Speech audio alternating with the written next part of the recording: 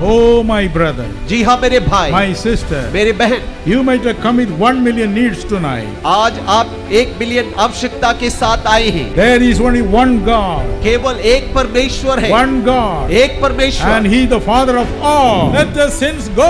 आपके पाप दूर हो जाए, Let the addictions go.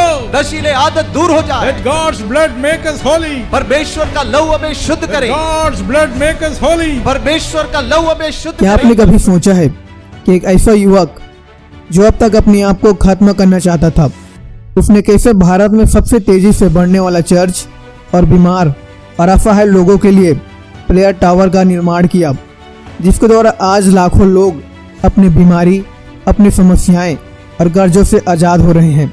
शुरुआत में उनके पास न तो बड़ा मंच था, न ही कोई सुविधा और न ही लोग, लेकिन जब उनके हृदय में परमेश्वर के उद्देश्य और उसके इच्छा को पूरा करने के लिए जब वो आगे बढ़ा, तब उनके एक छोटे से रेडियो कार्यक्रम के द्वारा ही लाखों लोगों ने अपने जीवन को बदलते हुए देखा। कहते हैं ना कि जब हम सच्चे हृदय से परमेश्वर के कार्य को पूरा करने का चाहत हम अपने हृदय में रखते हैं, तब परमेश्वर उस कार्य को सफल बनाने के लिए हमारे लिए नए दरवाजों को खोलता है। बात कर रहे हैं प्रभु के एक ऐसे सच्चे दास DJS दिनकरन जी का, जिनके द्वारा परमेश्वर ने भारत के भूमि में लाखों आत्माओं को बचाया। उनकी सेवाओं में अंधे देखने लगे, गूंगे बोलने लगे, मिर्गी जैसी बीमारियां ठीक हो गया, यहाँ तक कि मरा हुआ इंसान भी उनकी प्रार्थना से अद्भुत रीति से जी उठा।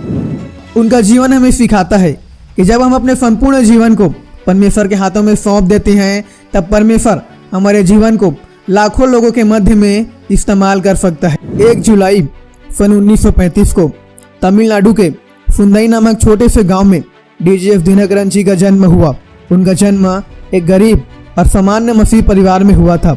उनके माता पिता श्री दुरास्वामी और श्रीमती हेप्सिबा परमेश्वर पर विश्वास करने वाले थे, लेकिन उनके जीवन की शुरुआत ही कठिनाइयों और संघर्ष से हुआ, क्योंकि जब वे 1.5 साल के थे तब उन्हें पोलियो हो गया। इस बीमारी ने उनके शरीर को कमजोर कर दिया और इस बीमारी की वजह से उनके परिवार में दुख छा गया। उनकी मां ने रोते हुए उन्हें पास के एक चर्च में ले जाकर परमेश्वर से प्रार्थना करने लगी और बोली, हे परमेश्वर, मैं अपने बेटे को मैं आपको सौंपती हूँ, आप इसे अपने सेवा के लिए इस्तेमाल करें। जैसे हम बाइबल में हन्ना के विषय में पढ़ते हैं कि जब हन्ना ने अपने बेटे के लिए प्रार्थना किया, तब उसको उसका बेटा प्राप्त हुआ, जिसको उसने परमेश्वर के भवन में सौंप दिया। इसलिए दिनकरन जी के मां ने भी परमेश्वर की इच्छा को उस प्रार्थना में रखते हुए उसने अपने बेटे के लिए प्रार्थना किया, जिसकी वजह से उनका बेटा बच पाया। क्योंकि कुछ ही समय के बाद में दिनकरन जी को अद्भुत रूप से पोलियो की बीमारी से चंगाई मिल गई। यह अद्भुत घटना हमें इस बात को सिखाता है कि जब कभी भी हम अपनी प्रार्थनाओं में परमेश्वर की इच्छा को रखते हुए उसे प्रार्थना करते हैं, तब परमेश्वर उन प्रार्थनाओं को सुनता है और उन प्रार्थनाओं का उत्तर भी देता है। धीरे धीरे दिनकरन जी बढ़ते गए, लेकिन उनका जीवन आसान नहीं था। दिनकरन जी का जवानी का समय उनके लिए बेहद ही संघर्षों से भरा हुआ था। गरीबी, बीमारी और शिक्षा की असफलताओं ने उनके आत्मविश्वास को पूरी तरह से तोड़ दिया। उन्होंने कई बार परीक्षाएं दी, लेकिन हर बार असफल हुए। उन्हें कभी भी अच्छी नौकरी का रास्ता नहीं मिल पा रहा था।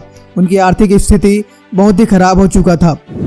इसलिए जब वे मात्र 20 वर्ष के हुए, तब उन्होंने सोच लिया कि अब और नहीं, और अब वे अपने आप को खत्म करने के लिए आगे बढ़ जाते हैं। 11 फरवरी 1955 को वे अपने गांव के पास वाले रेलवे ट्रैक की ओर चल पड़ते हैं अपने आप को खत्म करने के लिए। लेकिन जैसे ही वे पटरी के पास पहुंचे और ट्रेन आने ही वाली थी, तभी उनके जीवन में परमेश्वर की ओर से एक व्यक्ति को भेजा गया, उनका अंकल।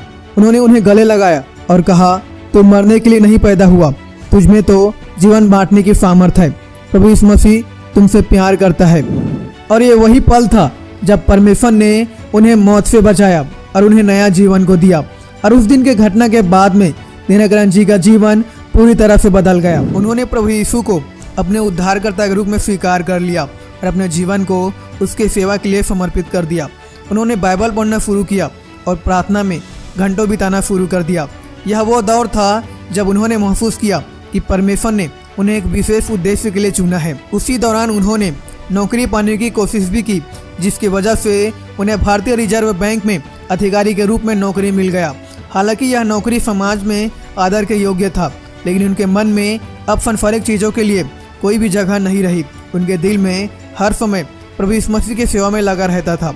सन 1953 का वह वर्ष डीजीएस दिनकरन जी के जीवन में एक नया मोड़ को लेकर आया, एक ऐसा मोड़ जिसने उनके आत्मिक जीवन, सेवाकाई और भविष्य को गहराई से प्रभावित किया। इसी वर्ष उनका विवाह श्रीमती स्टेला दिनकरन जी से हो गया। विवाह के बाद दिनकरन जी अपनी पत्नी के साथ में मिलकर प्रभु यीशु मसीह के सेवा में लग गए, क्योंकि सन 1962 में दिनकरन जी ने एक बहुत ही बड़ा और कठिन निर्णय लिया। उन्होंने भारतीय रिजर्व बैंक की अच्छी नौकरी को छोड़ दी और ये नौकरी उनके परिवार के लिए बहुत ही जरूरी थी, क्योंकि घर में आर्थिक तंगी थी। लेकिन दिनकरन जी का दिल अब नौकरी में नहीं लगता था। उनका मन सिर्फ एक ही बात में लगा था, प्रभु यीशु मसीह की सेवा करना और नाश हो रहे लोगों के लिए प्रार्थना करना। उन्होंने अपने पत्नी के साथ मिलकर प्रचार करने का रास्ता अपनाया और उस समय उनके पास में पैसा नहीं था और न ही गाड़ी था और न ही कोई मंच। वे बस साइकिल या फिर पैदल चलकर गांव-गांव जाते और लोगों को प्रभु यीशु मसीह के प्रेम को बताते थे। बहुत से लोग उनका मजाक उड़ाते, लेकिन फिर भी उन्होंने इस सेवा को रोका नहीं। वह लगातार लोगों को प्रभु यीशु मसीह के प्रेम के बारे में बताने लगे। एक बार जब वो एक गांव में प्रचार करने के लिए गए, वहां पर किसी ने भी उनका स्वागत नहीं किया, यहाँ तक कि उन्हें न तो पानी के लिए पूछा और न ही भोजन के लिए। वे दिन भर भूखे रहे और रात को एक पेड़ के नीचे में बैठकर रोते हुए प्रार्थना कर रहे थे। उन्होंने कहा, प्रभु तूने मुझे भेजा है, लेकिन लोग मुझे नहीं सुनते हैं। उस रात उन्होंने रोकर बहुत ही ज़्यादा परमेश्वर की उपस्थिति में प्रार्थना किया। अगली सुबह सभा में एक बच्चा जो जन्म से अंधा था, उनकी प्रार्थना से ठीक हो गया। वह देखने लगा। फिर एक महिला और जो कई सालों से बीमार थी, वह भी ठीक हो गई। उस गांव के लोगों ने देखा, तब पूरा गांव चौंक गया। लोग दौड़ दौड़ कर उसके पास आने लगे। सबने कहा, आपको सच में प्रभु ने भेजा है। उसी दिन से लोगों का नजरिया बदल गया। अब धीरे धीरे दिनकरन जी के स्वभाव में मिराकल्स होने लगे। लोग सैकड़ों की संख्या में आने लगे। बीमार लोग आते और उनके स्वभाव में ठीक होकर जाते थे। अशांति में जी रहे लोग शांति को पाते। वे घंटों तक हर एक व्यक्ति के लिए व्यक्तिगत रूप से प्रार्थना करते थे। वे कहते थे, मैं किसी में चमत्कार नहीं करता, यह सब प्रभु यीशु मसीह के दया और अनुग्रह से होता है। वे लोगों के लिए ऐसे प्रार्थना करते थे जैसे एक माँ अपने बच्चों के लिए प्रार्थना करती है, दिल से, आंसुओं के साथ। लोग इनसे मिलकर रोने लगते और कहते, आपको देखकर ऐसा लगता है जैसे खुद परमेश्वर ने मुझे छू लिया। एक सभा में एक बहुत ही गरीब माँ अपने अंधे बेटे को लेकर आई। बच्चा 10 साल का था, जो पैदा होने के बाद से ही कभी भी देख नहीं पाया था। उनकी माँ ने कहा, मैं गरीब हूँ, डॉक्टर के पास नहीं जा सकती, क्या प्रभु इस बच्चे को ठीक कर सकता है? तब दिनकरन जी ने उस बच्चे के सिर पर हाथ रखते हुए बहुत ही सच्चे दिल से उसके लिए प्रार्थना किया। कुछ ही देर बाद बच्चे ने चिल्लाकर कहा, माँ मैं आपको देख सकता हूँ। और वह रोने लगा। उसकी माँ भी रोने लगी और सारा मैदान गवाह बन गया। प्रभु का हाथ दिनकरन जी के साथ में था। उस दिन हजारों लोगों ने प्रभु यीशु मसीह पर विश्वास किया। सन 1965 का वो साल दिनकरन जी के लिए आत्मिक सफर का बेहद ही अहम पड़ाव था। ये वो समय था जब वे प्रभु की सेवा में पूरी ईमानदारी और समर्पण के साथ में कर रहे थे, लेकिन उनके पास प्रचार के लिए कोई बड़ा मंच नहीं था और न ही कोई आर्थिक सहारा।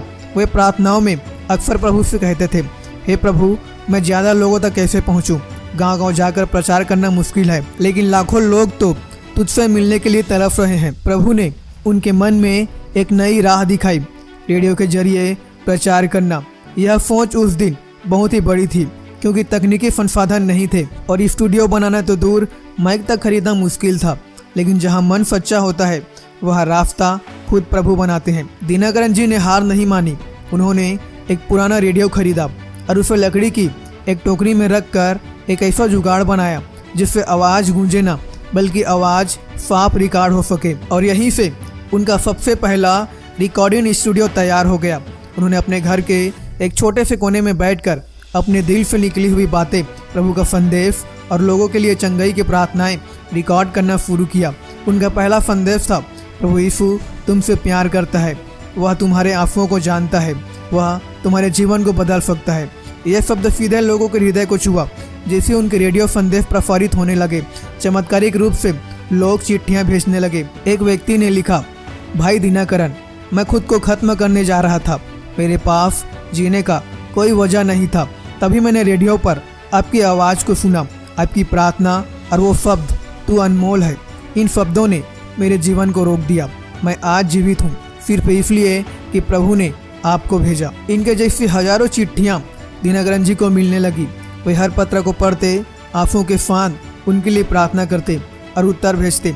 वे सिर्फ प्रचारक नहीं थे, अब धीरे धीरे जीसस कॉल्स कार्यक्रम का शुरुआत हुआ और इस तरह से और भी लोगों तक सुसमाचार फैलता गया।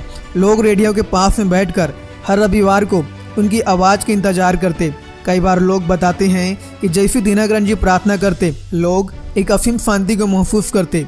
सिर का दर्द चला जाता, उनका डर दूर हो जाता और उनके हृदय में एक नई ताकत भर जाती थी। दिनकरन जी कहते थे, मैं किसी ताकतवर इंसान की तरह नहीं बोलता, मैं एक टूटे हुए इंसान हूँ जो सिर्फ प्रभु की दया को बांटता हूँ। उनके यही नम्रता और लोगों के प्रति प्रेम उनके सेवा की सबसे बड़ी पहचान बन गई। सन 1966 का साल दिनकरन जी के जीवन में एक बहुत ही बड़ा आत्मिक रिवाइवल लेकर आया।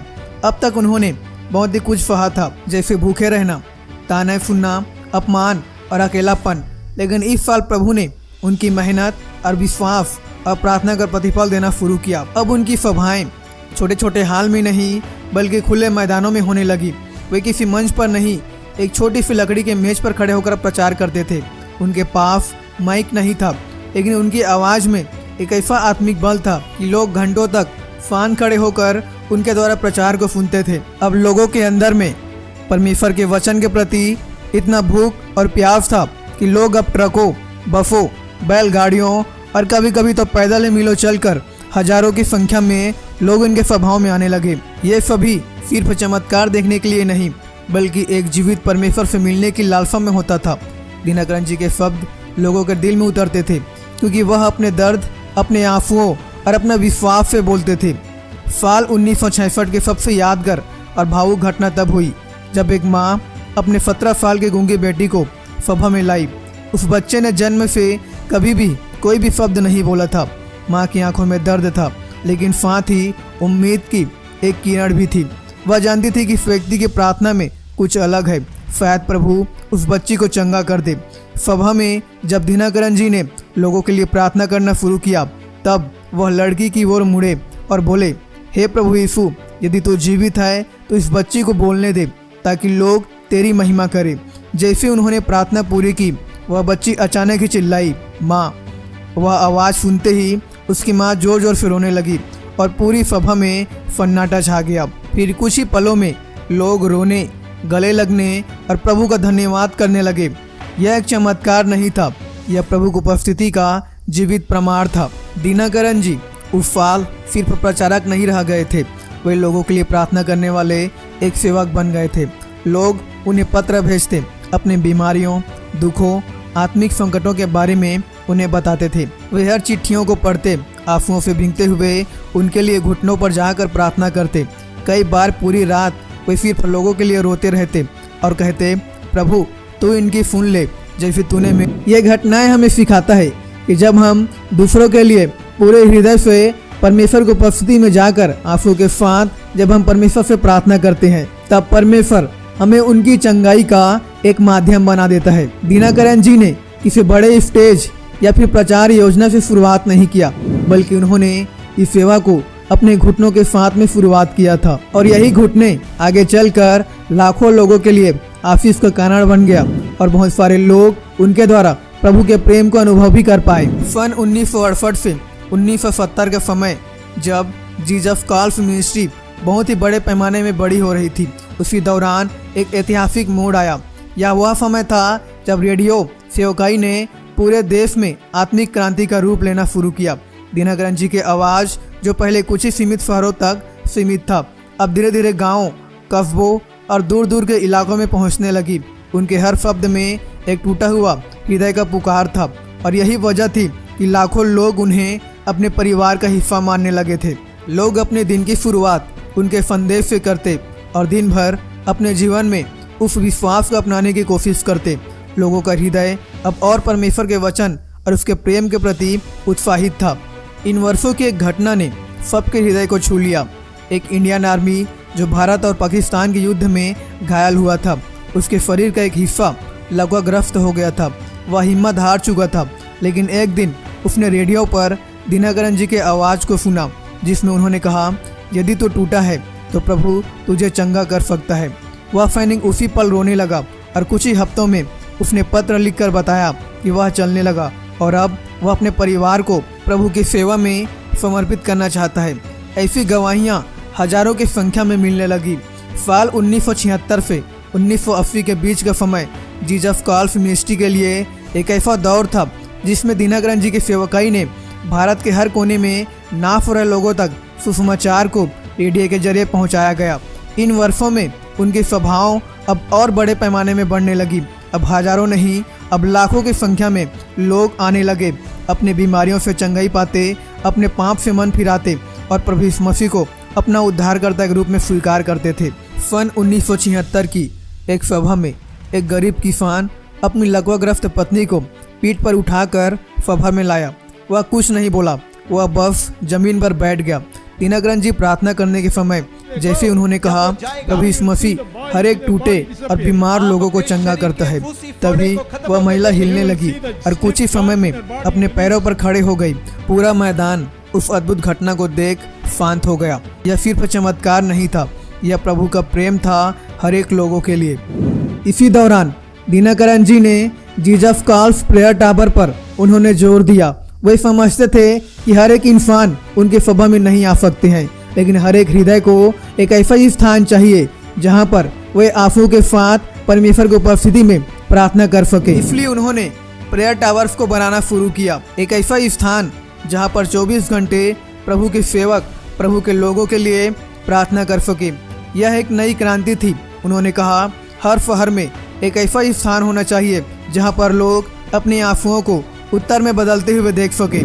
इन वर्षों में उन्होंने सिखाया कि परमेश्वर का प्रेम धार्मिक दीवारों में बंधा नहीं है, बल्कि उसका प्रेम हर एक इंसानों के लिए है, चाहे वह अमीर हो या फिर गरीब, चाहे ऊंच हो या फिर नीच, हर एक भाषा, हर एक जाति और हर एक धर्म के मानने वाले लोगों के लिए परमेश्वर का प्रेम एक समान है। उन्होंने गरीबों को गले लगाया, असहाय को चंगाई दी और खुद को खत्म करने की सोच रहे युवाओं को जीवन जीने का एक नया आशा दिया। उनके पास हजारों पत्र हर सप्ताह आते। कोई कहता कि मेरा बेटा घर लौट आया है, कोई बोलता कि मेरे बेटे की शादी हो गई, कोई कहता कि मुझे चमत्कारिक रूप से चंगाई मिला है। उन दिनों में सभाएं भी एक अद्भुत अनुभव होती थी। वे खुले मैदान में बिना किसी मंच या विशेष व्यवस्था से ही होती थी। लेकिन जैसे पॉल दिनकरन जी ने अपने पिता की सेवकाई को आगे बढ़ाया, उन्होंने जीसस कॉल्स मिनिस्ट्री को और भी बड़ी स्तर पर पहुंचाया। आज भारत और विदेशों में prayer tower, TV program, online प्रार्थनाएं और हर एक लोगों के लिए विशेष सेवाएं चलाई जा रही है। वे भी अपने पिताजी की तरह लोगों के लिए प्रार्थनाएं करते हैं और हजारों लोग उनके द्वारा नया जीवन को प्राप्त करते हैं। वे कहते हैं, मेरे पिताजी ने मुझे सिखाया कि मन से बोलना महत्वपूर्ण नहीं है, बल्कि घुटनों पर बैठकर प्रभु से बातें करना महत्वपूर्ण है। डीजे दिनकरन जी का जीवन हमें सिखाता है कि जब हम सच्चे हृदय से परमेश्वर पर विश्वास रखते हैं और दूसरे लोगों के लिए जीते हैं, तब परमेश्वर हमें लाखों लोगों के लिए आशीष का माध्यम बना सकता है।